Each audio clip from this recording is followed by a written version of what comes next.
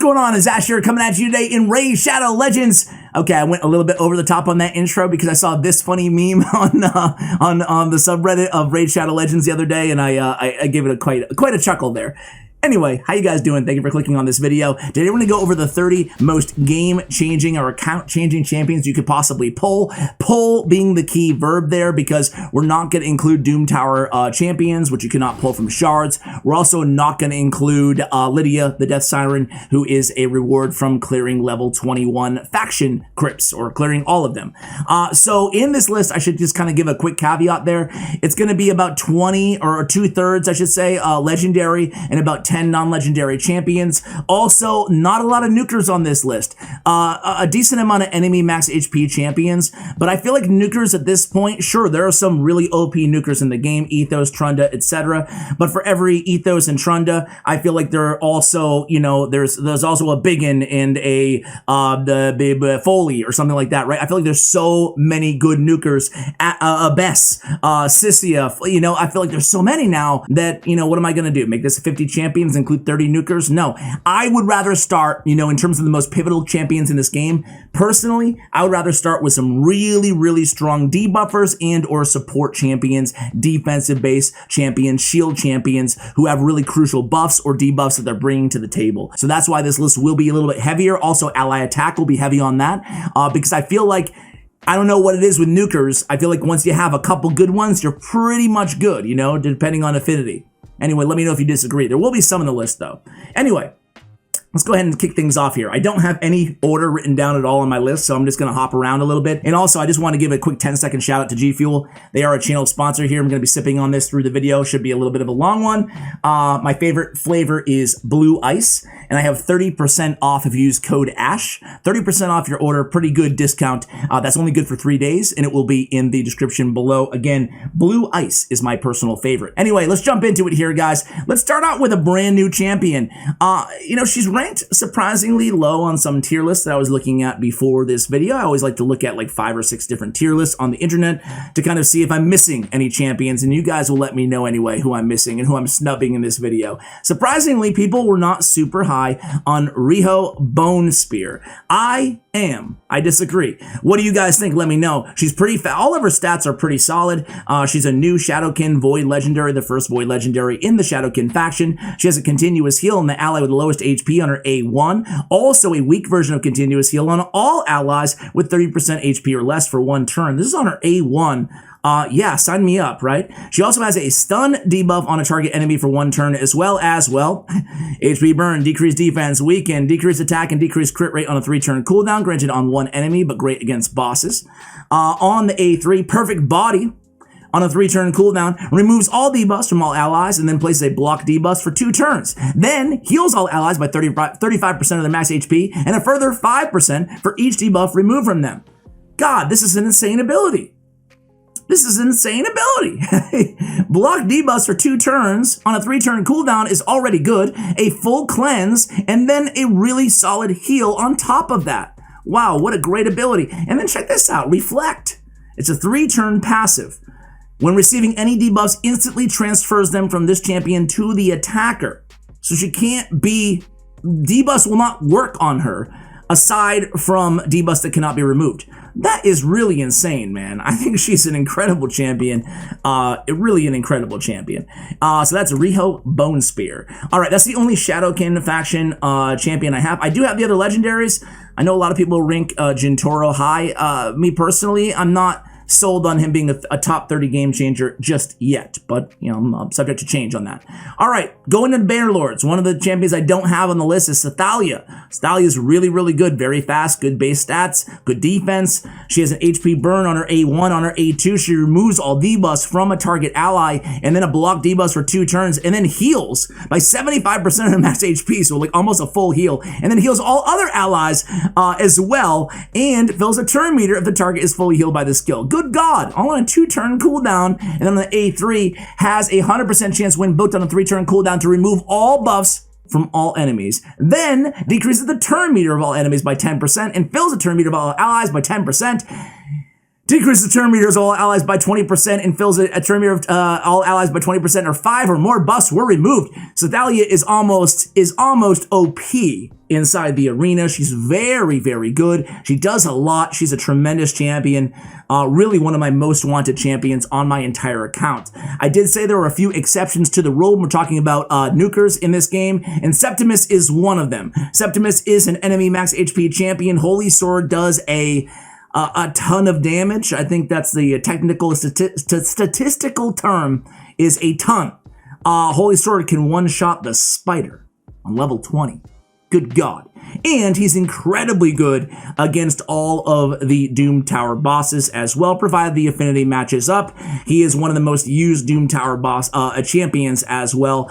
And you can see Giant Killer. Each attack has a 30% chance of increasing the duration of all debuffs, and then damage inflicted by each attack increases by 30% if the enemy's current HP is over 50%. Hence the one-shot potential on this champion. Very, very good champion. I don't have him either. Ah, man, 2 really good Bannerlords. I wish I did. Speaking of really good Bannerlords, Raglan. Raglan has arguably the best revival in the game. I guess it's the best revival in the game. It's on a 2-turn cooldown. Revives an ally with 75% HP and a full turn meter. Sign me up. Good God, that's good. I mean, Miracle is a very appropriate name for this ability. And then she has the Cleanse on Mercy. I mean, I would love for it to be a 3-turn cooldown. Let's make already one of the best support champions in the game better. I almost just kind of nitpicked on it. But anyway, removes all debuffs from all allies, then heals them. The heal is proportional to this champion's attack. Kind of awkward there, but it is what it is. Her base stats are all solid. Again, has turn meter increase on her A1. And she has a defense in all battles by 33%. One of the better defensive auras inside the entire game. That is Raglan. Of course, she belongs on this list. Now, in terms of Bannerlords, you guys, or epics, you guys know if I could, I'd include Archmage Helmet because I think he's that good, but he's Doom Tower.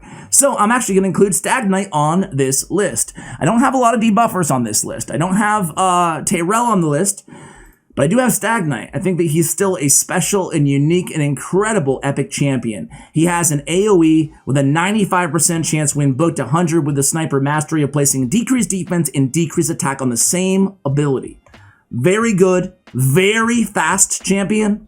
A lot of HP as well. Some people, including yours truly, use him in his shield set. And he's simple, right? Simple champion. But there's more. He also has a decreased speed, which is so good at a 50% clip on his A1. So again, each hit has an individual 50% chance of placing decreased speed for 2 turns, and that's his A1. So one champion in 2 abilities is bringing 3 of the most important debuffs in the game to the table. Decreased speed, decreased attack, and decreased defense. He's a very, very, very special champion in this game. I think that's all the Bannerlords that I have on the list here. Let me double check really quickly here. I could just edit here, but of course I'm gonna make you guys wait and stare at me, wondering if this guy's ever gonna move on or keep talking. All right, that is all I have on the list. I almost included Gizcard. I almost included him. Oh, thank God. All right, High Elves. We have Lysandra. Lysandra's an incredible champion. She was my most wanted champion for such a long time, guys. So happy to finally pull her. She has Energize, increased speed, and then fills turn meter by 30, decreased turn meter of all enemies by 30% on a 4-turn cooldown. Energize, incredible, but so is Exhaustion. On a 3-turn cooldown, fully depletes target's turn meter. Dude, she is the turn meter queen, the turn meter specialist, and she's so incredibly good in the arena and especially in Fire Knight.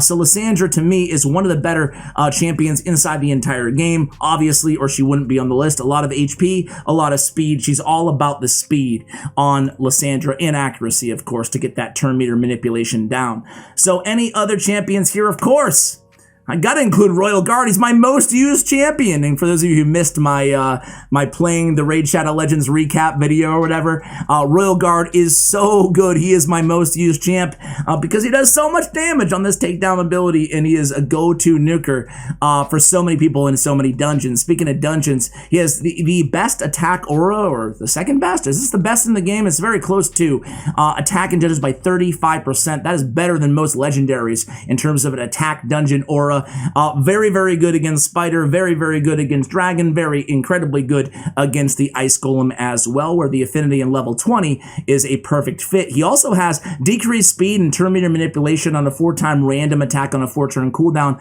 on his hamstring ability. Very high base attack. This does scale based on attack and enemy max HP. That is Royal Guard, man. Very, very good champion. Very special champion. All right. That's all I have for High Elves. Huge snub. I know, actually. Huge snub on Arbiter. I love Arbiter, but I feel like, I don't know. You guys can let me have it in the comments. But I feel like she's so good.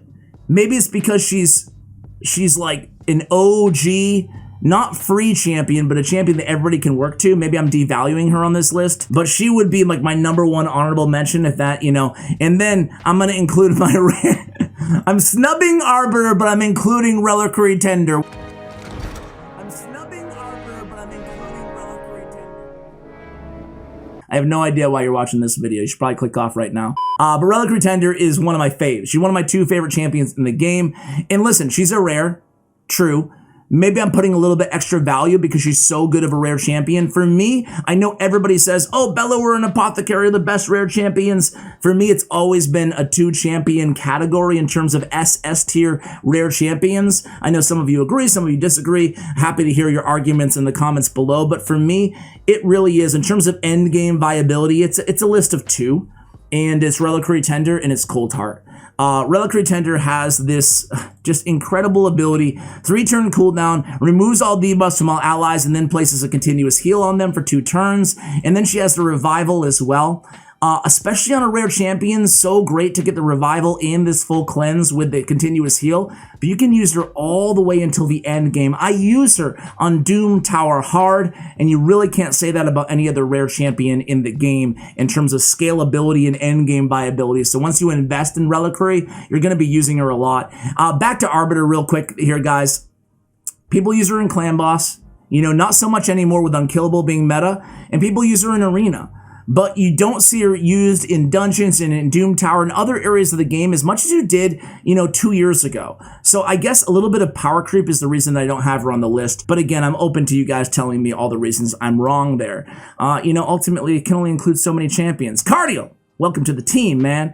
Cardial is such a good champion. He's a new champion to the game. He has attack 1 enemy, heals all allies by 7.5% of their max HP on his A1. Also true fear debuff for 1 turn if the target is under these factions. Really cool to see that. I hope they add more champions like that, kind of, you know, adding to the faction wars in the packs of the factions segment of the game. Removes all debuffs from all allies, a full cleanse. You know how much I love cleanses, right? And then plays the block debuffs and a revive on death buffs on all allies for 2 turns. The revive on death cannot be removed. This is on a 3-turn cooldown. Angelsong, the best cleanse ability in the game, arguably, I guess right there with Bad L's Malice ability. But really good, you know, even it's a big upgrade from Skytouch Shaman's ability because he also has a block, he also has a revive on death as well that cannot be removed.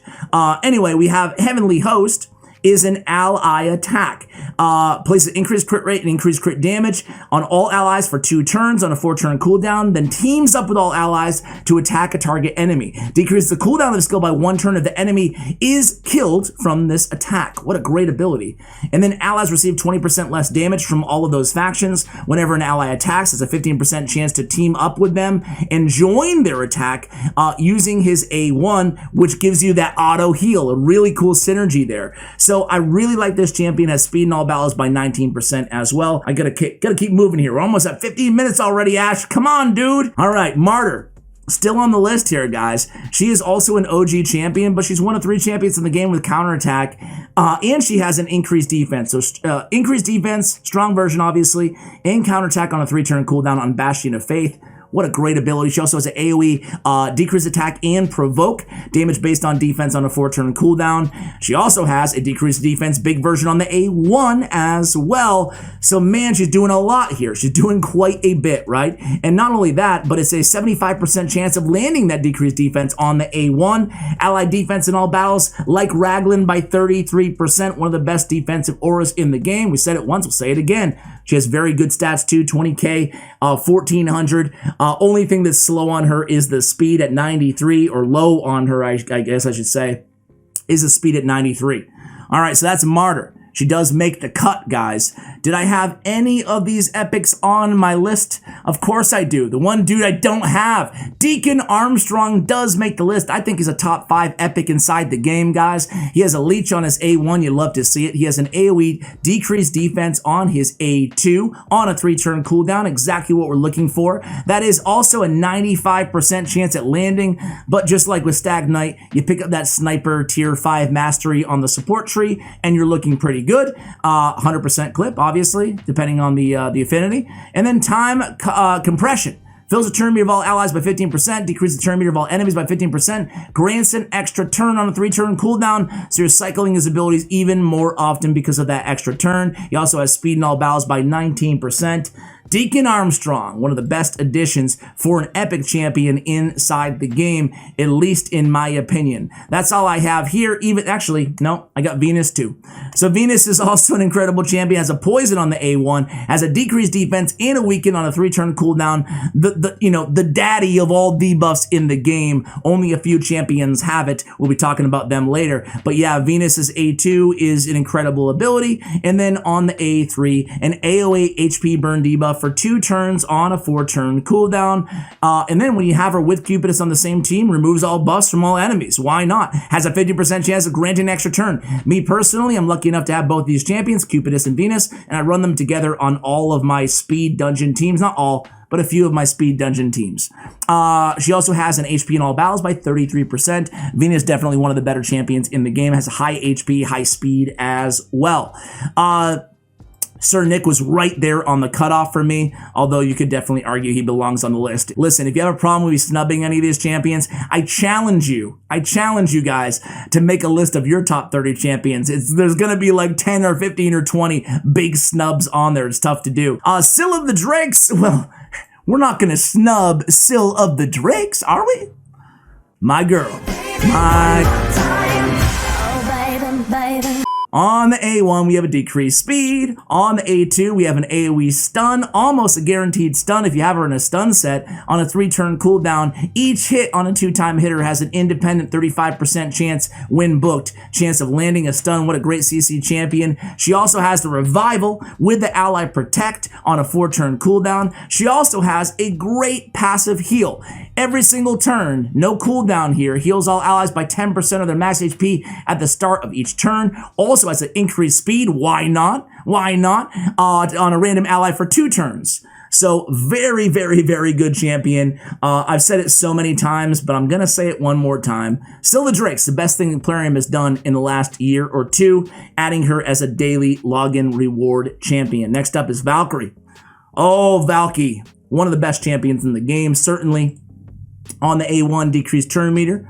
On the A2, she has, well, a counterattack. She has a shield, an OP, amazing shield on a 3-turn cooldown. And then she can cut in line and play games with the jealousy passive in arena. So annoying to go against her in the arena. The champion's turn meter will be increased by 10%. Each time an enemy champion places a buff, enemy champions will have their turn meter decreased by 10% for each buff they receive. So not only is she cutting in line to go next in PvP, but she's also messing with the turn order of the opponents depending on how many buffs they receive. Very, very good champion. Very high defense, almost 1600. And again, her shield is based on this champion's defense. So that scales really well. And she's also really fast at 104 speed. Valkyrie is so incredibly good, guys. Really good. All right. I had the fat man on the list. Fucker the Fat. Now I'm going to get demonetized, I feel like. I was probably already going to get demonetized with GFUEL or whatever his name is. Anyway, decreased defense on the A1. On the A2, he has HP burn and a poison. On a 3-turn cooldown, great for bosses. It is single target. But again, guys, ally attack is meta right now. Ally attack is really, really good. We talked about it with cardio. We'll talk about it again at least 2 more times, maybe 3 in this video. Beatdown, increased crit rate, increased crit damage. And then all allies except this champion will attack one enemy on a 4-turn turn cooldown. So you love to see the beatdown ability, love to see another ally attack epic champion being added to the game. I love Fakarin the Fat. He is, to me, again, kind of like with that other Bannerlord guy, and also Deacon Armstrong, and a few others on this list too. Great additions to the game in the last year. So that's Fakarin the Fat Man. So that is all I have on this list. Again, some really, really close cutoffs here on Ursaga. I think she's an incredible champion as well, but didn't only have room for so many champions, right? All right, next up, a lot of honorable mentions. Kurgo the Augur. Sorry, Shamrock, you didn't make the cut of honorable mention. Ignatius, honorable mention. And Biggin, honorable mention. A lot of options, but I actually went with Skull Crusher.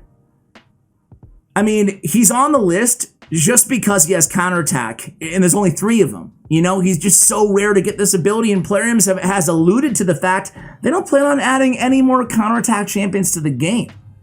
I think that's kind of a shame. They're adding a lot of ally attack. It seems to be the direction they're going instead, but, you know, I guess it is what it is. Ugo, though, does make the list as well, guys. She is so good. Has a leech on the A1. Again, I love to see that. Has an AoE decreased defense on a 3-turn cooldown, 100% chance of landing. Also has a 75% chance, when booked, of placing a block buffs debuff for 2 turns.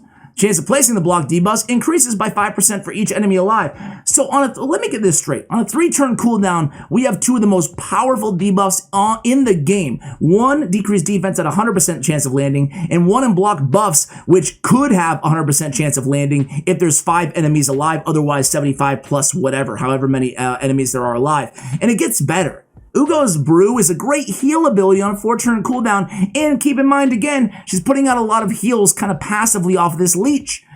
Removes all hero reduction debuffs from all allies, and then removes 1 random debuff from all allies, and then heals all allies by 20% of this champion's max HP. If all allies are dead, instead it revives them, and then she has this increased speed block damage on herself if she's the last champion alive on your team. Ugo is so good, guys. She's like a legendary champion, and I'm not being hyperbolic there. She really, really is. And then Maneater, man. I mean, Maneater is such an important champion. He is the meta for Clan Boss. The meta. And his kit's really good. He's an AoE decreased attack on his A1 if the attack is critical. And then he has a full turn meter steal on Siphon on a 3-turn cooldown. Really, really good. I mean, what else do I have to say about Maneater? He is the meta for Clan Boss right now. It's all unkillable. All right, Lizardmen. Well, Dracomorph. You could maybe consider him a nuker. He puts out enough damage to justify it, right? Does a ton of damage in Seeping Pain. It did get a very small nerf, but it still does a ton of damage. On his A2, a ton of poisons on a 3-turn cooldown. Each hit of these 4 places a 5% poison debuff for 3 turns. And then he has that weaken and decreased defense like we talked about on Venus. Lydia Death Siren has it as well. On a 3-turn cooldown, the debuff ability in this game in Dracomorph. What an amazing champion. A lot of people forget too, especially newer players, Dracomorph used to suck like way back in the day, like 2 years ago. Used to suck and they gave him a huge buff, and now he's one of the best champions inside the entire game. Speaking of best champions inside the entire game, Krisk, you could argue he's the best champion, or argue if you're going to start your account with any champion, Krisk the Ageless might be it for some of you guys. I know he'd be in the conversation for me. He has an AoE decreased speed on his A1, high defense 15-20, damage based on defense. On his A2, an AoE ally protect, and continuous heals on himself. Also increases the duration of all ally buffs by 1 turn, all on a 3-turn cooldown. But wait, there's more. On a 3-turn cooldown, Invincible Shell. A provoke on all enemies for 1 turn, guaranteed 100% land rate. He is void after all. Has an increased defense on this champion, and then increased speed, why not, on all allies except this champion for 2 turns, on a 3-turn cooldown again. He also has one of the better shields on his passive. At the start of each round, including obviously Arena, places a shield buff on all allies for 2 turns equal to 50% of his max HP. Has a 75% chance, 100 when booked, of placing a decreased defense and a 50% decreased attack debuff on the attacker for 1 turn every time he's hit. Dude, this dude is just insanely good, man. Insanely good. I'm not even going to talk about, I'm not even going to say it. Not even going to say it. I digress. He's insanely good. Some might say too good. But I'm not saying that. I'm just saying some might say, right? When they nerf any champion in the game, you always think like, why aren't they nerfing that champion and not Krisk, you know? Skinwalkers. Uh-oh. It's my very first goose egg faction. There's some good Skinwalker champions, and we did include a lot of ally attacks, so shout out and honorable mention to Longbeard. And I'm a big fan of Coronar. I just don't think he's a top 20 like game changer, personally. Also a big shout out to Steel Skull. There's a lot of honorable mentions in the Skinwalkers. They're not the worst, but no one who I'm just saying, you know, bar none, is on my list. I do have 3 orcs, though, on my list. 4 orcs on my list, a lot of them. All right, can you guess? Number 1, Warlord. Warlord has a great shield and a block debuffs on a 3-turn cooldown. He also has an AoE attack on a 4-turn cooldown, has a put each target skills on cooldown, and then has a 60% chance to fully deplete each target's turn meter on Orcish rituals, an ability that you hate to see inside the arena, especially as resist in all battles by 80 as well. Next up is going to be, man, very close on Iron Brago on an honorable mention. Honorable mention, not King Garage. Honorable mention to Gaul. Actually, we're not including Doom Tower, guys, so forget it. Something's wrong. Yeah, it's all wrong, man. We shouldn't even be up here. I know. Ash, stop with the honorable mentions and just get to the champions, bro. Kreela Witch Arm. Yeah, ally attack. I love him. And Kreela is one of the best. She has a shield on her A1 on the champion with on the ally with lowest HP. That's really helpful. It saved my neck a few times. And then on a 3-turn cooldown, and this is why she's so good. It's on a 3-turn cooldown, her ally attack. You notice all the other ally attacks are all on a 4-turn cooldown. Places a stun debuff for 1 turn, has a 100% chance of teaming up with 3 random allies to attack a random enemy, and allies will use their default skills. Also has an increased attack and increased crit rate for 3 turns on a 4-turn cooldown, and then attacks all enemies on War Weirding. I always don't want to say wielding. It's a weird War Weirding. What a name for an ability. That's Kreela Witch Arm. Very, very good fragment summon champion. Next up, we have Seer. Said I wasn't going to include a lot of nukers on this list, but Karma Burn, I mean, what do I have to say about it? She is Doom Tower random floor meta. You know, she's the best wave clearer in the game because she's removing all buffs, not just from your team, unfortunately, but from the enemy team. So, you know, you build her with a ton of crit damage and some accuracy and you're good. You know, Seer is very, very good champion. One of my favorite nukers inside the entire game. It's weird. Seer is one of those champions that I had in my vault. I'm embarrassed to say this, but I had her in my vault for months without investing in her. And when I did, I was like, dude, why in you know, Raid's name did I ever wait this long on Seer? She is so incredibly good. Duck the Pierced. All right, on the A1, decreased accuracy. On the A2, AoE decreased attack and decreased defense for 2 turns on each critical hit. It's on a 3-turn cooldown, so decreased attack, decreased defense. As long as you're critting, you're doing the Stag Knight on a magic affinity. He also has a provoke. A provoke debuff for 1 turn on a target enemy has a 75% chance of placing a provoke debuff for 1 turn on 2 random enemies. So great to see that on a 4-turn cooldown. He's bringing a lot to the table, and his damage is based on defense, so he's easy to keep alive. So that's my 4th honorable mention to Zargallo. Serenity now, insanity later. All right, next up. Oh my god, there's so many good Demon Spawn champions. Huge honorable mention to Prince Kymar. The thing with Prince Kymar is, though, he was my first legendary on my free-to-play account, also my 2nd legendary on this account, so I know Prince K very well. Me and Prince K, we go back. Very good, but for me, he's better endgame. Meaning that, like, when you pull him, sure, you're gonna use him, don't get me wrong, but he's like one of those champions that's very, very good, SS tier in the end game, and for that reason, he didn't make the cut, but very, very good nonetheless. We have to include Drexstar Blood Twin on the list, guys. He's so good now because of Doom Tower, and anybody can get him just by farming Tag Team Arena until you die.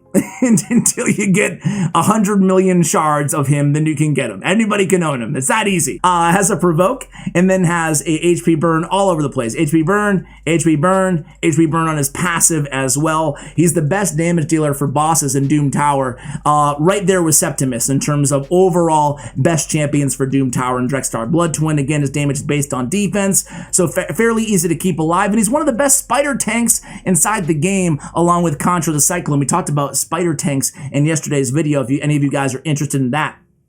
Next up, we have Duchess. Duchess is incredible, right? A lot of HP, a lot of defense, and a decent amount of speed. She has a shield on her A1, similar to Creela with the champion, the lowest max HP. On the A2, she has lowest HP.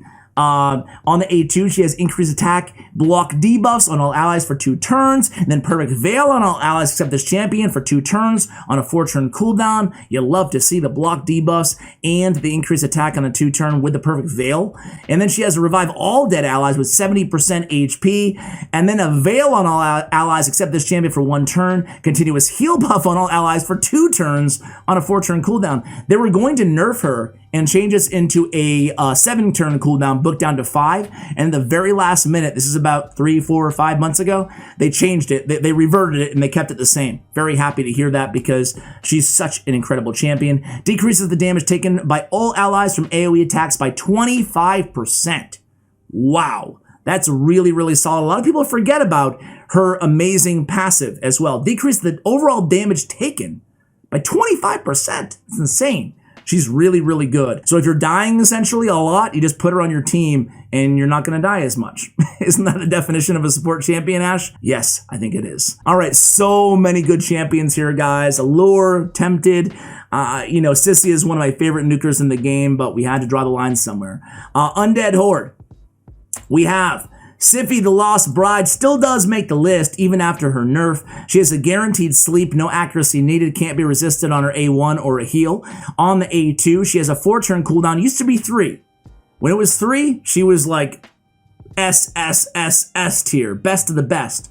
Now that it's a 4-turn cooldown, you don't see her used as much in the late game in kind of Doom Tower waves or dungeon waves, but she's still top 10 legendary, no question about it, okay? Block debuffs, increased defense, and increased speed for 2 turns on a 4-turn cooldown. What a great ability. And then this revival, another one of those Raglan Cardinal-esque revives a single ally with full turn meter. That's so great. They're immediately back. If they die with an empty turn meter, boom, they're revived with a full turn meter, right? Also has an increased attack and increased crit rate buff on that ally for 2 turns, all on a 4-turn cooldown. She also has a passive heal. Heals each ally by 10% of their max HP at the start of their turn, and has a 40% chance of removing freeze and fear debuffs from each ally at the start of their turn. That's really, really solid. That's a 50% chance win book too. Just an incredible, incredible champion in Siphi the Lost Bride. Next up is Bad El Khazar. The BEK killer has an AoE heal and an AoE attack on the A1. Has Malice, which is an incredible ability. I run him in a reflex set. I love it because we have a chance at reducing this only other active ability, which is insanely good every single turn, right? So removes all debuffs, full cleanse, 2 continuous heals, and 2 poison on all enemies for 2 turns. I mean, Malice has to be, right? It has to be one of the top abilities in the entire game, right? It has to be. Along with Valkyries, what other abilities would you call like the best in the entire game, guys? I don't know. You let me know. You let me know. All right. So I could only include one of these dudes. Didn't have enough room for both of them. I love Nethril, but I went with Mashald because, well, here's why. He has a leech. He has a hard-hitting A3. Also has a continuous heal on himself. It's a great ability, open wounds. But really this ability, increased speed and increased crit damage on all allies for 2 turns, and then a true fear and a leech debuff on all enemies for 2 turns on a 3-turn cooldown, and then grants an extra turn. This dude is insanely good. He used to be one of the worst legendaries. Now he's one of the best legendaries in Mashal. Is it meaningless to apologize? Never. I'm so sorry. All right. Man, Necro the Great is so good So good. I pulled him, Void Legendary, hard to get a new Void Legendary at that, but he has an ally attack on his A2 on all allies who are under his ally protection, right? And then he grants an extra turn if no enemies are killed, which again, you know, all these extra turn abilities are fantastic. They keep the cycling of all the other skills, all the cooldowns going. Has a block debuff, ally protect buff, and a strengthen buff on an ally for 3 turns. Ally protect cannot be removed on the 3-turn cooldown. And then whenever an ally under his ally protect is attacked, he places a shield buff equal to 30% of the champion's max HP for 2 turns. Really good passive, but his other passive is insanely good. Whoever's the most vulnerable on your team, the ally with the lowest max HP, at the start of every round, especially in arena, I run him on my main arena nuke team. He'll put block debuffs and a strengthen and an ally protect for 6 turns as his passive on my Trunda, aka keeping her alive, like pretty much even if we don't go first. He is the ultimate failsafe, the ultimate, you know, risk mitigator if your team doesn't go first in the arena. Necro the Great is so good. Insanely good champion. Man, huge shout out to Mausoleum Mage, but I didn't have room to include him. Instead, I'm including those reliquary tenders in his place, right? All right, next up is going to be Dark Elves. So Dark Elves faction, oh man, so many good champs here, so many. But believe it or not, guys, believe it or not, because I'm not including a lot of nukers on the list, I'm not including anybody. I do think that Madame Ceres is an incredible champion. I'm sure a lot of you guys, Sylar as well. I mean, we just don't have that much space here, right? Even Lunatic the Chosen for an ally attack option. There's a lot of good ones. Ghostborn. I could go on and on and on. Obviously, Xavia. But a lot of these are champions that I feel like Madame Ceres is SSS tier, but only in one area in the arena. Otherwise, she's just really good in other areas. But, you know, at the end of the day, I didn't include any, okay? Next up. I did include one Knight Revenant champion on my list of amazing game changers, and that is Doom Priest. I just did an updated guide on Doom Priest. I mean, this passive is just so insanely good. I run her in Relentless now, and it's just so great to have a chance at 18% chance at 2 turns to heal all allies by 7.5% or HP and remove a random debuff from them at the start of this champion's turn. I run her as fast as I possibly can, and then in Relentless gear to get more extra turns. Doom Priest, especially with Doom Tower. If this video was released before Doom Tower, she would not be on my biggest game changers. But now, after Doom Tower, I feel like this passive is so incredibly good and useful inside the game. So yes, we are including her on our list. We're also including, I lied, 2 champions. Miscreated Monster does make the list, right? So he was introduced to the game the same day as Madame Ceres. This guy I can't leave off. I can't. An AoE shield and stun on a 3-turn cooldown. This ability is definitely one of the better epic champion abilities, maybe a better abilities overall inside the entire game. He also has decreased defense on his A1 along with a stun. He has ally protect. He has continuous heal on himself on a ally protect on a 4-turn cooldown for 3 turns though, you know? And then he has his spooky groan, place a fear on the attacker for whenever an ally is attacked while under his ally protect. Man, he's bringing so much to the table. Miscreated Monster, ladies and gentlemen, give it up. He's so good, man. He's a really good champion. Guys, that's all I got for you. Man, that was a long list. Actually, I'm missing one. How dare I? How dare I miss Coldheart? My only other rare, actually, I'm missing 2 champions. Now I'm going back over the list on my screen here. Yeah, I'm just missing 2. Coldheart. I mean, what do I have to say? She has an AoE decreased accuracy. She has a poison if they're under heal reduction. She has a 4-time hitter on her A1. Sign me up. The best Fire Knight champion in the game, bar none. I said it in yesterday's video as well. I'll say it again. But she is the #1 champion that justifies building out a dupe of her if you're lucky enough to pull 2 cold hearts. Full turn meter depletion and just millions of damage on her Heartseeker ability. No big deal on a rare champion. And then, guys, shame on me for not including the only uncommon on the list, Armiger. Pretty cool to have an uncommon on the list of a game-changing champion. He's a champion that you can really use in the very beginning of the game, in the middle of the game, and at the end of the game. Armiger on his A1 has turn meter 30% depletion if the attack is critical. On the A2, on a 2-turn cooldown, later rest, attacks one enemy. Enemies killed by the skill cannot be revived.